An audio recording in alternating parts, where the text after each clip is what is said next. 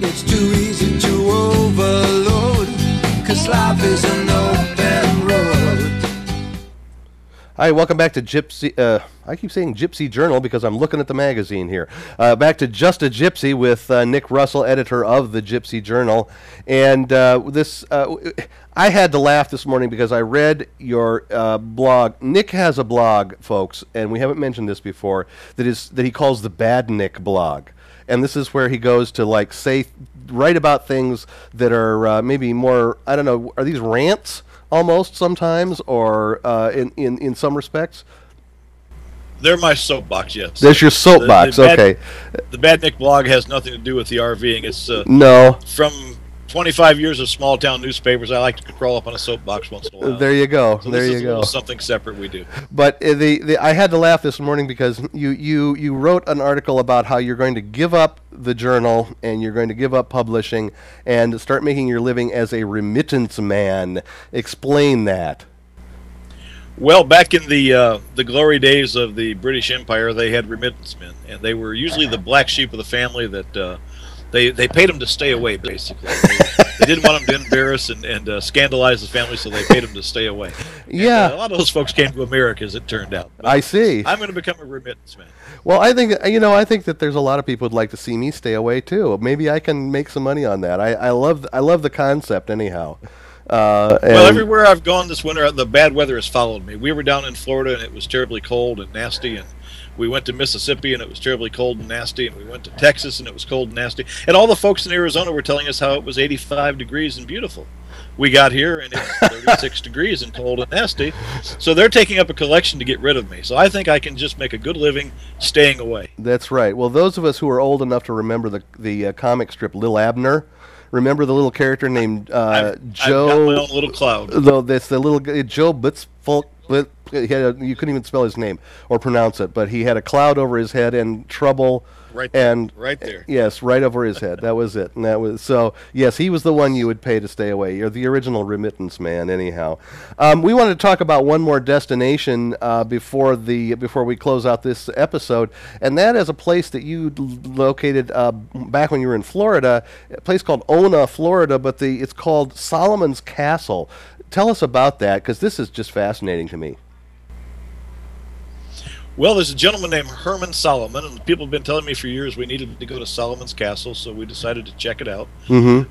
Herman is a fantastic artist. He's got a quirky sense of humor and a quirky outlook on life, and he's built his own castle. You're looking at a picture of it now, and the whole thing is covered with newspaper printing plates on the outside. So oh, wow. Instead of stone or brickwork or anything else, it's all newspaper printing plates, and that gives you an idea when you get there that this isn't going to be your normal house tour. But he's an artist. He works in kind of found materials. Is that kind of what we would say, or industrial cast-off stuff?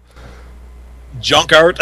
Junk art. For want of a better word. Here's a picture of Herman working now. But yes, he works in all kind of mediums, everything from paint to sculpture to finding salvaged trash and things and making sculptures out of it. Right. And here's one of his sculptures there. That is just some old pieces of rebar. I think some tuna cans and some things like that. And right. He creates from them. Quite an interesting place. Yeah, this is a motorcycle here that he made out of junk. I mean, I've seen artists like this before who work in found sometimes they call it found materials, and but this guy is cleverer than most, I think.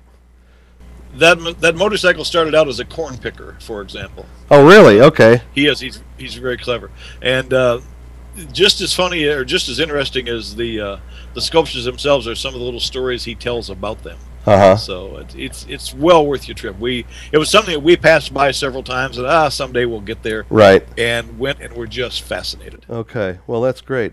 Well, that's wrapping us up here for this episode of Just a Gypsy. By the way, if you want to keep in touch with us, you can ask Nick a question by calling 877-578-RVNN. Use extension 707, and you can leave a message. You can make a suggestion for an upcoming episode, comment, ask a question. We might be able to use it on an upcoming episode.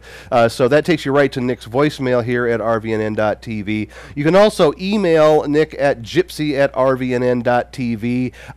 Don't be hesitant. Send us some pictures, too, if you've got something interesting that you think we might be able to use on an upcoming episode.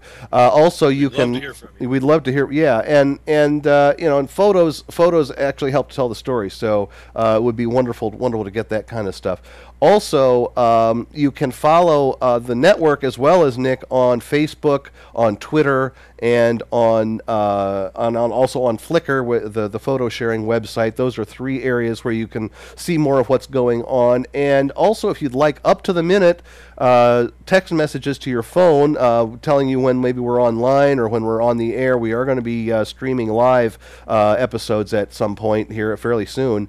And just text RVNN to the number 72727, and that will keep you up to date on the whole RVNN.TV network. Anyway, Nick, thanks for being with us, and thanks for sharing. We're glad we were able to catch up with you this time.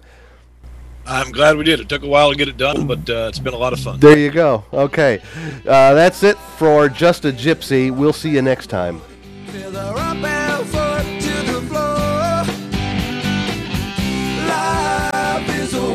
Street, there's no going back for more.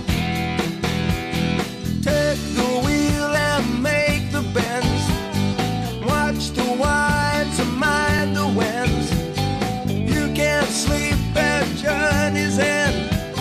Save the backseat for your friend. It's too easy to overload. For more TV like this from the world of RVs, head to rvnn.tv.